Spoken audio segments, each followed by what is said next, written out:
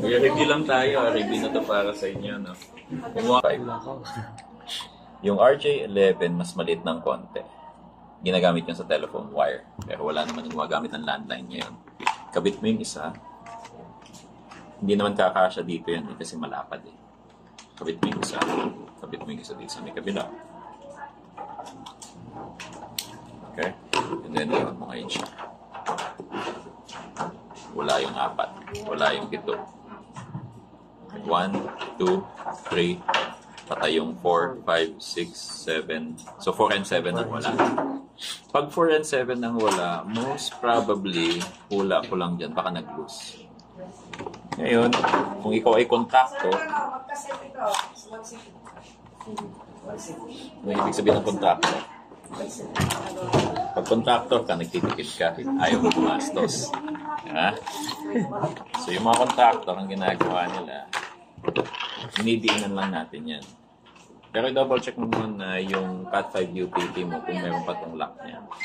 Kung good pa to, okay lang. So, pasok mo siya sa 18. Okay, huwag kang mahiya. Shh. Ayun, naramdaman ko kaagad eh. Hindi masyado nakadiin. Mapupulsuan mo yun. Merong 8 ngipin yan. Sabay-sabay yun nakakagat dun sa may wire. So, kapag hinahawakan mo gano'n, sa pulso mo palang makakamdaman, uy, parang melos. Okay, siguro hindi masyadong tama yung pagkaka-crimp o kaya medyo nahihiya. Medyo first timer, ayaw niyang mabasag, dumugo. Parte yun. Kaya tanggapin ninyo. Ano?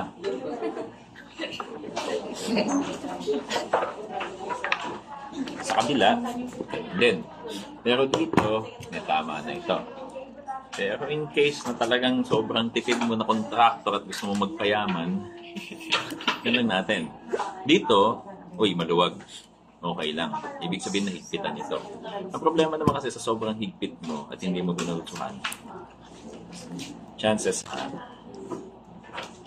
mababasag mo ito. So, tamang higpit. Pero huwag naman masyadong magaan. Katulad dito, nung nag-crimp siya magaan. Hindi nag-crimp dito. Okay lang. Tapos testing ulit. So, dun sa mga wires ninyo na okay pa yung lock niya, check nyo lang muna kung working. Kung working, okay. Yung mga hindi, yun ang ina-explain ninyo. Tapos check mo lang ulit. Subukan natin ha. Lumabas sa si 7, di ba? Oh, lumala yung sakit. Lumitaw si 7, nawala naman si 1. 1, 3, 4. Di ba? Na. Okay. So, pag gano'n na nangyari, wala ka na magagawa. Talagang ayusin na. Okay. Pero hindi pa natin na-check kung baka in between dito may putol. So, ang assumption natin dito, okay siya. Ngayon, pag ganito, pinakamadaling gawin mo na lang dyan para wala kang problema. Cut mo na. Pero pag nag-cut ka, sukatin mo yung paglalagyan mo, baka mamaya nag-cut ka hanggang dito, kulang ka ng isang dangkal eh. Buti kung may rolyo tayo, walang problema na. Sukat mo lang siya. Alam kong tapos mo na ito, nagawa na ninyo ito. Meron naman na kayong one. Okay. So let's just do the proper for the sake of demonstrations purposes. Baka sabihin ninyo, puro lang ako saksak, wala akong gawa. Ito, souvenir mo na. Hindi, wala ka naman gagawa dyan. Rubber boots, nilalagay natin ito pinakauna. Okay? Ang paglalagay dito, alternate. Ganyan. Okay? So, pag ito nag-meet sa gitna, pag ganyan siya. Huwag mong gagawin na ganito. Ano? Baka gawin mong ganito. Tapos ganyan. At nag-crimp ka, wala kang magagawa dyan. Puputulin mo. May naggawa na doon sa amin nun. Tumatawa sila ngayon. Okay? Pinaka-safe. Ganyan mo lang dyan. Tapos pabayaan mo na ito. Basta yun ang unang mong gagawin. Tapos nun, nahin mo na kung sino dyan sa dalawa. Mili ka. Gusto niyo manood? Libre. Ngayon, meron kang tool na ginagamit ito. Kasama to dun sa, ayun. Okay. Pero very rare na yung iba gumagamit yan. Minsan kasi mapurol ito kaya hindi na gumagana. So, ang gagawin natin dito, babalatan muna natin yung outer coating niya. Sa pagbalat ninyo, ako kasi medyo magastos ako ng konti. Pero wag naman yung liitan lang na sakto na papasok ko. So, somewhere siguro here. Okay. Tapos, ito pa lang na ganyan. Okay. Tapos pitama na.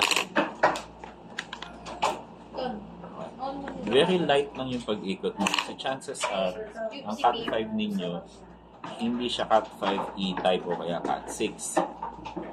Wala siyang individual coating dito. Unshielded twisted pair lang siya.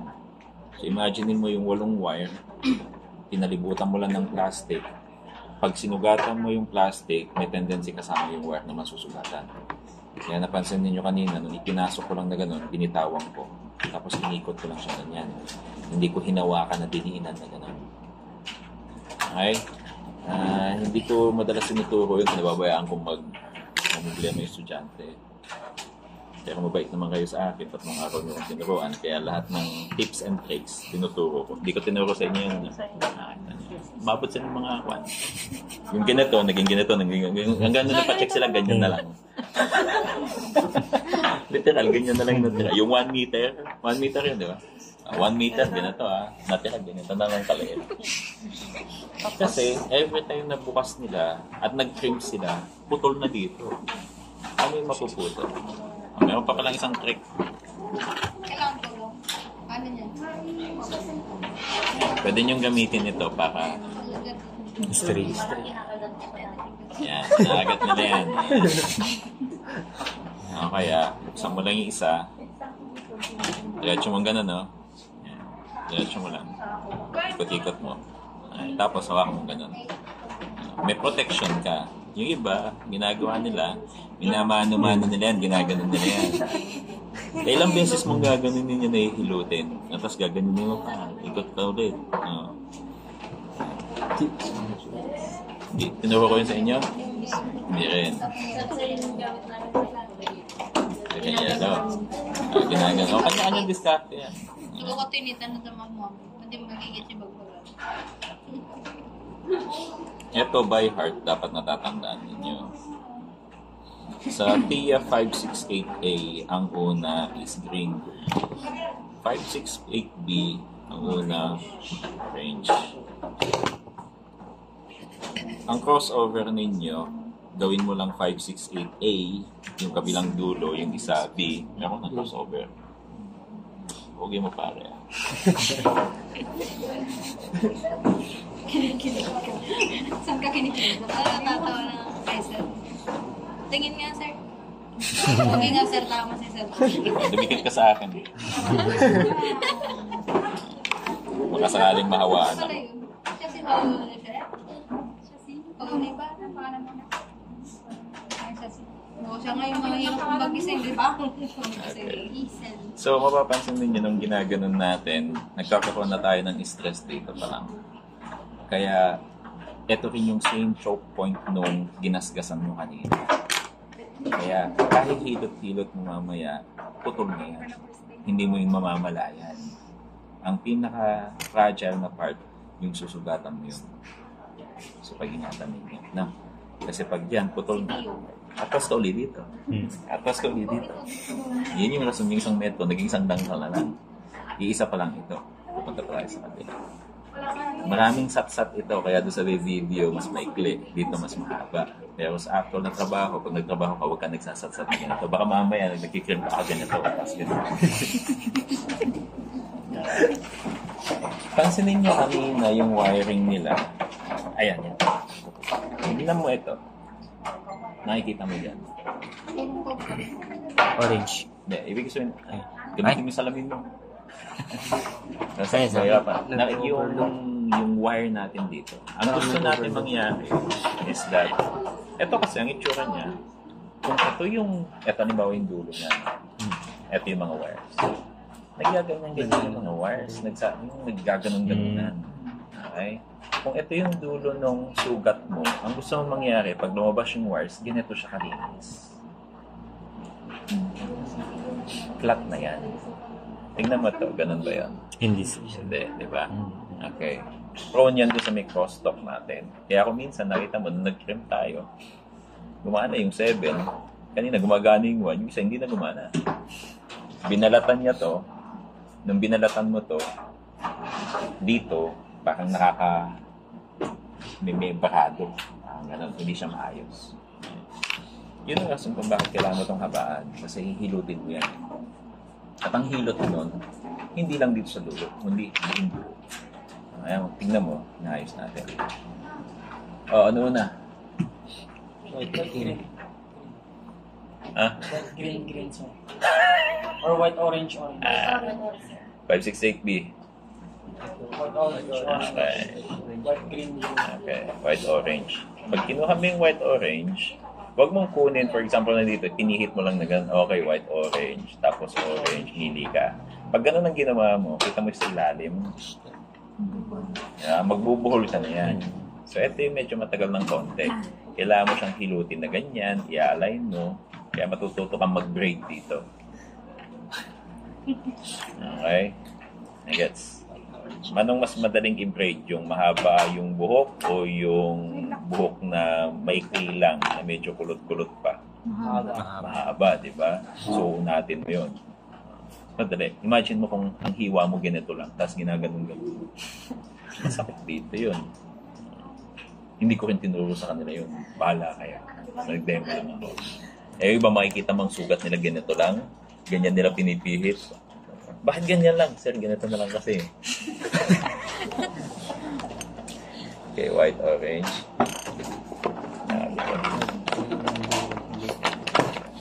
So this is just a review for you.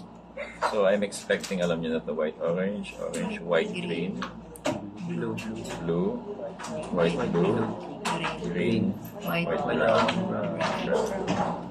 Okay, so this is the hardest part actually. Yan. Ito ang ayaw natin mangyari. Yung ganyan, no? Kaya natin hinihilo. Ayaw natin yan. Pero ang importante dito, kailangan mayayos natin ito ng straight. Dito papasok yung daya. Kaya ang gusto nilang gamitin, yung RJ45 na butas. Kasi kapag sinaksak mo doon, tingnan mo, hawak-hawak ko to, di ba? Pag ito, naipasok mo na yung dulo, automatic, pasok na doon sa may 8 kanal. Lumabas siya doon, hilain mo na lang. Ba? Pero syempre,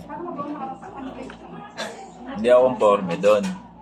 Kasi gusto ko pag pinasok ko, nakakamdaman kong sumasagad.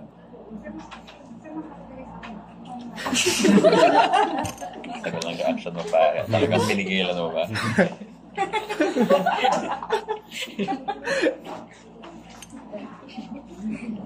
Okay. Tapos take your time. Hindi naman tayo nagmamadali eh. Ang tinitake natin ng time dito, ito yung inaalagaan ko na part. Bakit ko inaalagaan yan? Sir, inaalagaan yan. Mayroon pa dito, di ba dapat ito? So you have two ways. Pwede mong etong hilain mo na hilot-hilotin mo na doon. Nasubukan nyo naman pahilot doon sa lola ninyo, sa barangay yung taga-hilot, di ba? Ginaganon-ganon niya yung ugat. Ganun din dito. Hilot-hilotin mo yan. Pwedeng dito mo na siya hilutin. Okay? Pero ulit, hindi ko alam kung ituro ko sa kanila. Tinuro ba yun sa inyo? Kaya kapag tinusok nila, kalabas-labasan, ganito itsura. Sala-salawat. Bayaan mo lang na hindi ko yun. Basta importante itong hinahawakan mo dito. Ito tong part na to, pantay kita, pantay dito. Manitas. Tinuro na po sir, nagkamali na tayo. Ako nga pa nang Hindi na sama ng loob nila sa akin. So, bayaan mo lang yan. Okay. Ginagawa ko to dahil special care dahil tinulungan niyo ako. So, may maraming sekreto dito. Pero yung iba, hindi ko natuturo. Pagkatapos niyan, from here, mula dun sa may leeg niya na pinagputulan mo, may approximately not more than 1 inch, but not less than 1 inch. Hindi 1 inch. Okay. Pero, sa inyo kasi tinatansya ninyo. Makikita mo to, dito, meron siyang slope na pababa. Tama ba? Ang gusto mo mangyari, etong lock niya dito, yung ngipin nakakagat, ang kakagatin niya yung kulay blue. Okay? Pero hindi naman masyadong mahaba, hindi naman masyadong maikli. So, ang gusto mo mangyari, mula dun sa may punit hanggang dun sa may dulo, sagad, tama lang. Pag masyadong mahaba yun, hindi niya makakagat yung pin. Usually yan, approximately, nasa area ng more or less 1 inch. Yung iba, ginagawa nila nun, sinusukat nila. Sa akin, dahil libo na yung nagawa kong ganito, may feel of thumb ako. May linyang specific dito sa thumb ko na may marker na ako. So from there, walang sukat-sukat. Meron na akong mark. And then, sakat natin. Okay? Once kinat mo ito, etong alagaan mo, huwag mo bibitawan. Pag binitawan mo yan, problema mo. Sir, nung pinutol mo siya, parang medyo mahaba. Kumpara nung sinilit ko yung nandito. Kasi meron akong sharikan. Nakita ko. Makikita mo mamaya kung bakit. White orange na sa pinakadulong kaliwa, ito yung RJ45, ipatihaya mo siya. Ang tawag ko dyan, tihaya. Dito, nakatuwad. Ayan yung kanya. Okay, so patihayain mo. Tapos, ipasok mo siya dahan-dahan sa bawat kanal. Diyan, by the time na binitawan mo na, diyan na magsisimula malaki mong problema. Kasi kapag binitawan mo at gumanon na siya, umukrad na yan, malaking problema na yan. At pag yung hawak mo kasi, parang nakaganyan ano. Pero pag binitawan mo, lalabas, hindi pala siya pantay, niliganyan na siya. Yun na malaking problema. So, experience na yan. Tapos, tipin mo lang, nakapasok na ba? Hindi ko makakasa. Nakapasok na ba? Dito sa dulo. Isang kamay lang yun, pumasok na kaagad, ano? Ikaw, ilan? Kaya mo ba ipasok na isang kamay? Minsan ako walang kamay. Nag-uutos ako ng estudyante na upo. Ayan. So, nakita mo yung approximation, sakto lang yung kulay blue, di ba? Pero hindi pa ako conforme dyan. Hindi yan ang gusto kong mangyari. Ito kasi katulad lang nito. Sakto siya. Ang gusto natin mangyari, yung dulo ng kulay blue, sasagad siya dun sa may slope. Hindi yung basta dito lang. Okay? So at this point, silipin mo sa 4 na anggulo, harap, tuktok, dito, tsaka dito. Okay? Dito, bayan mo na yan. Okay. Kasi, yung iba kasi, dito, sa side na to, pasok siya, pero dito, hindi siya pasok. Dito, nakikita mo, pantay-pantay, pero sa taas, hindi. Okay? So, pag naipasok mo na yan, etong kamay na to, kung halimbawa, siya ito, at galit siya sa akin, kilitin mo lang nang mabitawan niya. Malalaglag yan. Masusuntok ka na niya. Uulit ka na naman kasi. Wala na naman gusto umpisa. Yan. So, roll-laruin mo lang siya. Dito napapasok yung pangalawang daya. Hilutin mo to na itulak. Papasok. At nang sa ganun, nakikita mo pa ba yung sala-salawat niya? Hindi. Nakikita mo ba yung sala-salawat na? Hindi ba parang pantay na? No. Yun ang gamit na. Tulak mo na ganyan. Kunwari, nakikipagtitigan ka nagpapakyut, pero ang totoo, hinihilot mo na pala papasok. Dinadaya. Diba? Sikreto yun. So, tingin ninyo. Alin na mas okay pare? Ito o ito? Mas sumagat yung support niya. No? Dito, talagang tuling-tuli ang dating. Doon, sakto lang. Yan. So, yung pagkakasagad sa turo, ang gusto lang nilang mangyari, yung lock, tumama dun sa blue. Sa turo, yun. Sa experience ko, hindi sapat sa akin yun. Sinasagad ko. Kasi kung minsan dumudulas pa eh. Yan. So, pag okay na yan,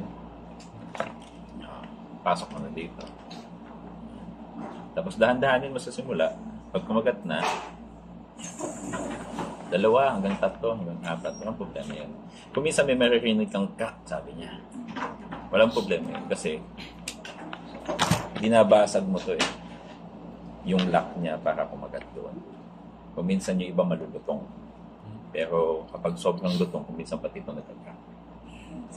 Okay. Sa puntong ito, medyo okay na ako dito. Sino may laptop na gustong i-donate?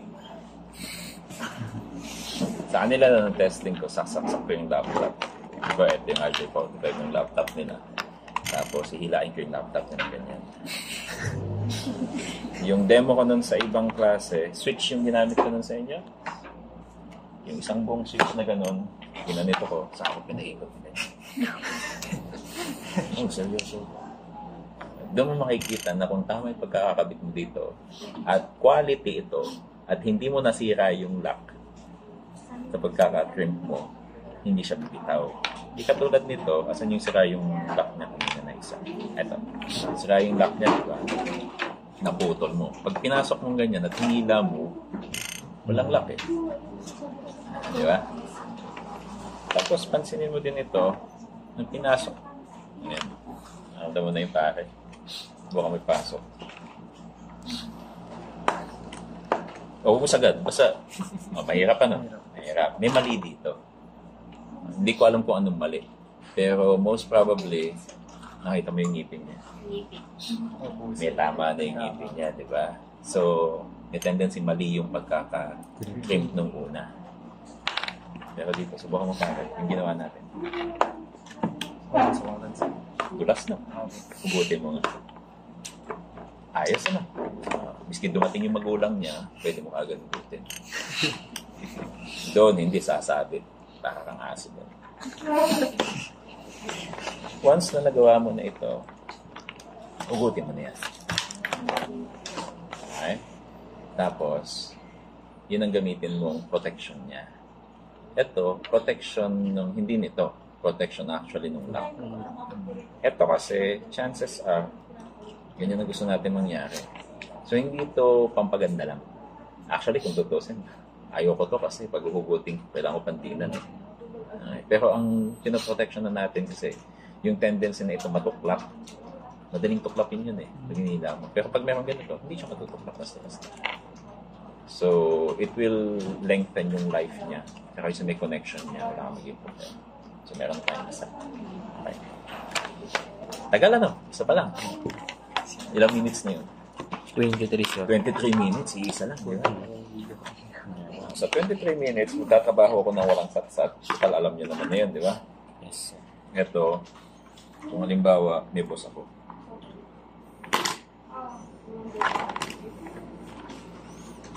Wala nang turo-turo, trabaho lang. Ito na yung gagawin ninyo mamaya.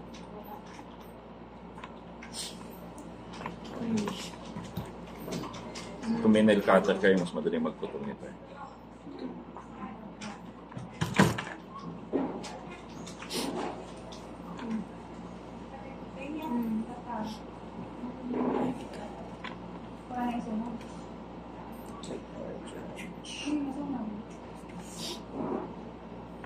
Madami sila. Hindi. Hello.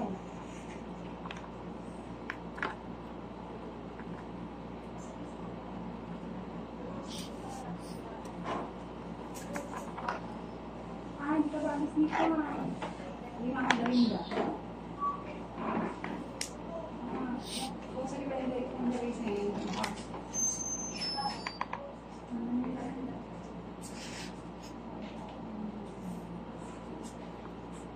Be safe sila.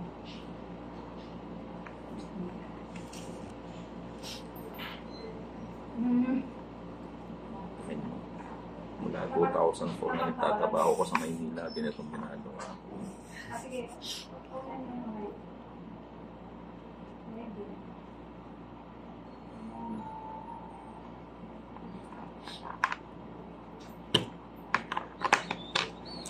Pinapasilang pa ako ng sa Kisame para lang maglatag ng kable.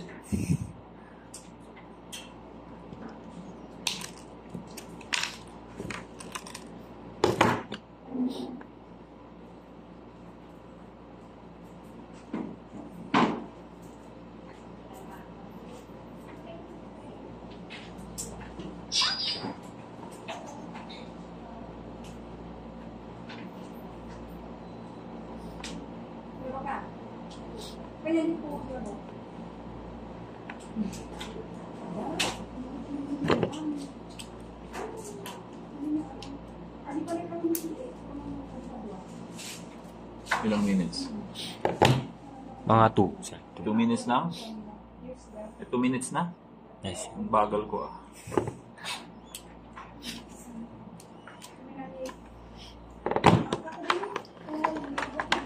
Ilang beses ako nag-wire? Isa. Dalawa. Isa pa lang, di ba? Isang try pa lang. Yes, sir. Buting ko na muna ito, no? Kasi hirap testing tayo. Dito. So, dyan. Okay nang bahala. Kung babasa ako o babagsak, first time ko eh.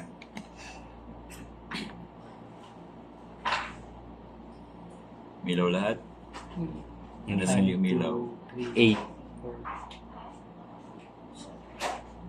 Ay, milaw na, sir. Ilaw lahat, sir. Takot na yan. Nagpakaba. Kayo kakabahan kayo sa quiz, di ba? Pag hindi umilaw yan. Ulit, ulit. So, ilang try? Isa, sir. May nasayang ako RJ45. Wala, sir. Yun ang ina-expect ko sa inyo, ha? Hindi nyo to first time, ano? So, pwede na kayo mag-quiz. Hello? Sarang. Oh, nag-demo na ako. Nakita din ninyo. Oh, dalawa lang gagamitin mo. Pwede lang. Ang tuningan natin dito.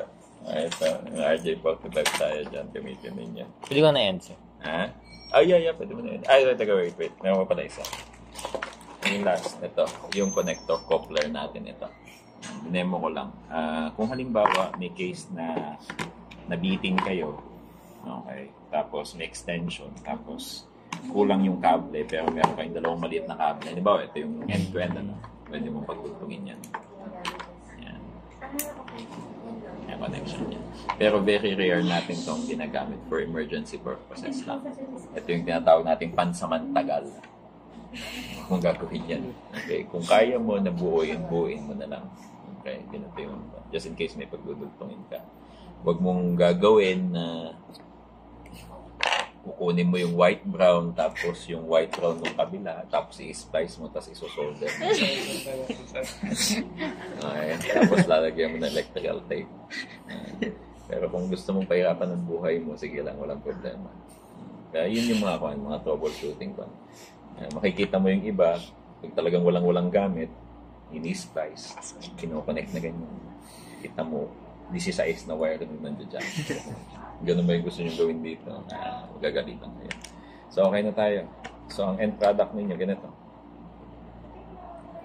Okay, tapos yung kabila. Wala akong rubber boots na sapat. This is for demonstration sake only. And then, tapos na yung isang Cat5 UTP mo para sa straight through. Yan na yun. Isang linya pa lang yan. You have how many lines here? Ay yung equipment ninyo, ilatag na lang ninyo dyan. Okay? Straight through lang tayo. Sir, pero doon sa lab, pati crossover. Oo. Kasi yung crossover ninyo, computer to computer, doon natin matetest. 1, 3, 2, 6 yun. Yung 1 dito, sa straight through, 1, 1, 2, 2, 3, 3, 4, 4, 5, 5, 6, 6, 7, 7, 8, 8. Sa crossover, 1 ang iilaw, 3. 1, 3, 2, 4, 1, 3, 2, 6. 1, iilaw yung 3. 2, iilaw yung 6. 3, iilaw yung 1. 4, 5, 5, 5, 6, 2, 7, 8, 8. Bakit? Bakit yung 4, 5, 7, 8, hindi siya kasama? At 1, 3, 2, 6 yung dinamay niya dito. Okay. Yun yung rason ng libro na binigay ko sa inyo. Basahin niyo. Ano? Pero sasagutin ko na rin dahil mabait kayo sa akin. Yan. Ang 1, 3, 2, 6, yun yung positive, negative ng RX at saka TX. Receiving at saka transmitting. Ibig sabihin, sa 8 wire na to, 4 lang yung ginagamit niya. Receiver niya, 2, positive, negative. Transmitter niya, 2, positive, negative. Yung natitirang wire ninyo, usually for stabilization lang yon, pero ginagamit nila yun para sa PoE, Power over Ethernet. Kaya kung minsan mapapansin mo yung equipment, meron pang DC 5 volts dito, pero ang ginagawa nila, since hindi naman gamit yung 4, 5, 7, and 8, yun yung ginagamit nilang linya para padaanan ng supply.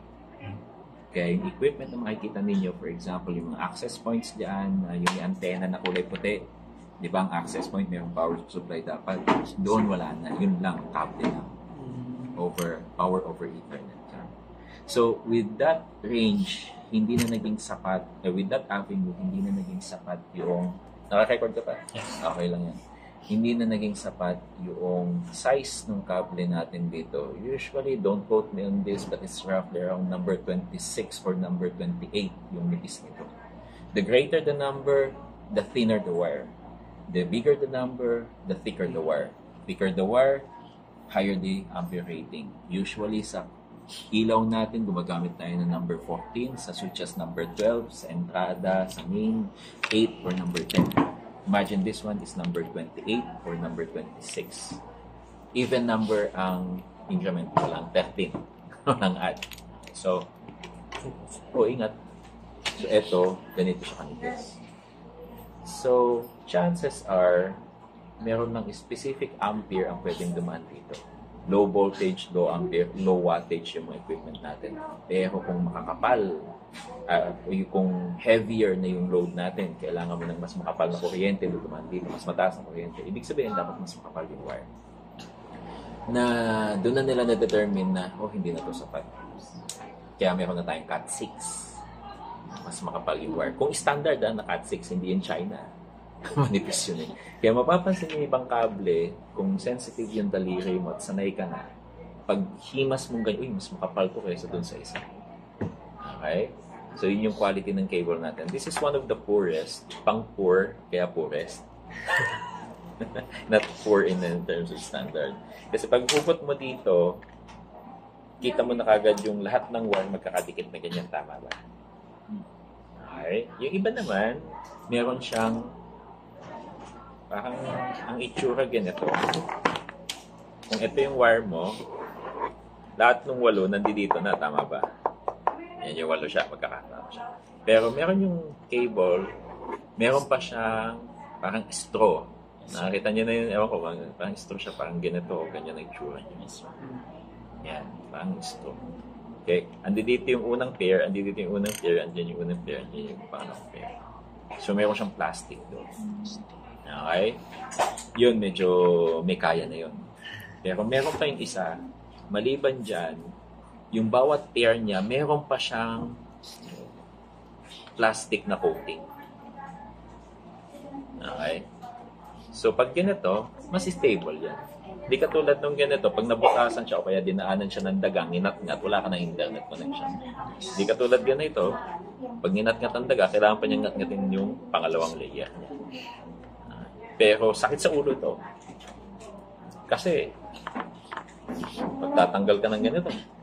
Magtatanggal ka pa nung bawat pares. Tapos magtatanggal ka pa nung nasa gitna. Diba? Yung dito, yung nasa gitna niya. Wire lang na ganito, diba? Ngayon, may tanong ako sa inyo. Bakit meron to?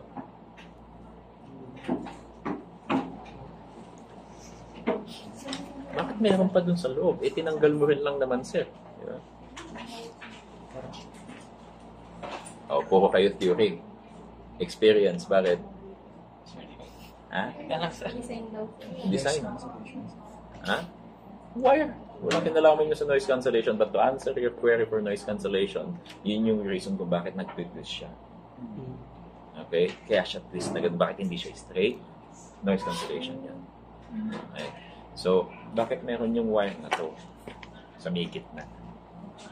Ayan. Bakit nandito siya? Okay?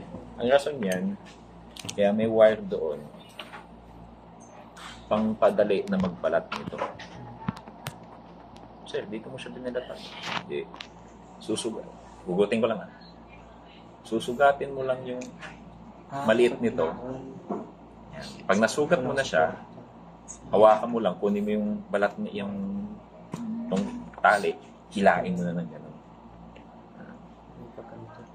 Yun ang ginagawa namin kapag sa logic circuit, wala kaming connecting wire, puputulin namin ito. Lalagyan na sa breadboard.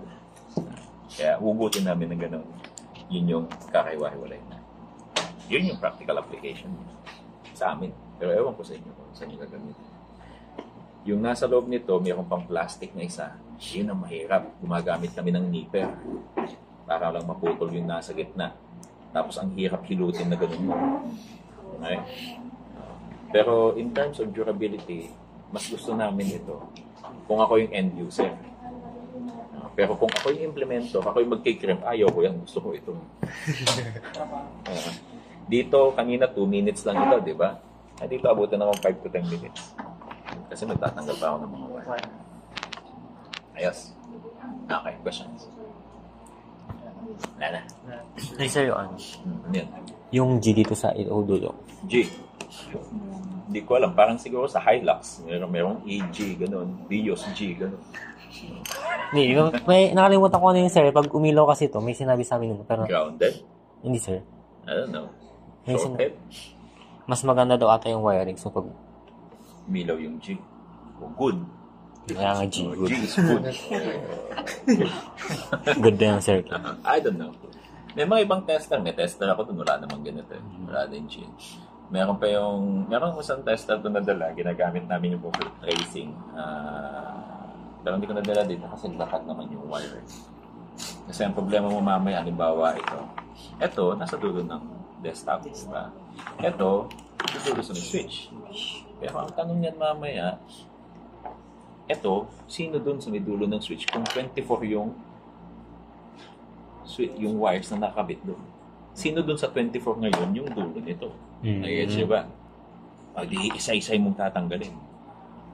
Yung tester na nandiyan na ginagamit ko, diba, ito dalawa din siya, 2 type. Papasok mo dyan.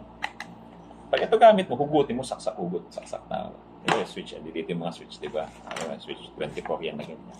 Sino dyan sa mga yan? Yun, yung dulo niya, yung isa, meron ganito. Yung isa, meron siyang parang probe, parang paganyan. Tapos, ito yung mga wires, diba? Didikit ko lang dito. Itatouch ko lang. Pag umilaw yan, depende sa strength ng signal niya. Yun. So, dito walang ilaw. Dito walang ilaw. Dito, tumas ng konti. Ibig sabihin, maaaring ito yung nasa ilalim niya. Kailangan mag-full bar yun. Pag dinikit ko dito, tutunog na siya. Gano'n na. Okay. Pag umilaw na siyang gano'n na full bar, tumunog, eto na yun. Hilain mo na. Hindi katulad pag ito ginamit mo, iisa-isa na sila na. Ito kaya. Fluke yung tester na yun. Meron dyan sa may sasakyan. Pero hindi ko na nilabas kasi looking at this, tatag naman Yun ang ginagamit namin pag nag-a-analyze kami kung sino yung may problema. Mas madali yung isolation. Tinuro ko yun sa inyo. Hindi ko ulit tinuro. Bait sila. Pero hindi ko na hindi-demo sa inyo. Sobra-sobra na, di ba? Pero it's up to you mamaya. So, okay na tayo? That ends our session para dun sa mga manonood nito mamaya. Bye-bye.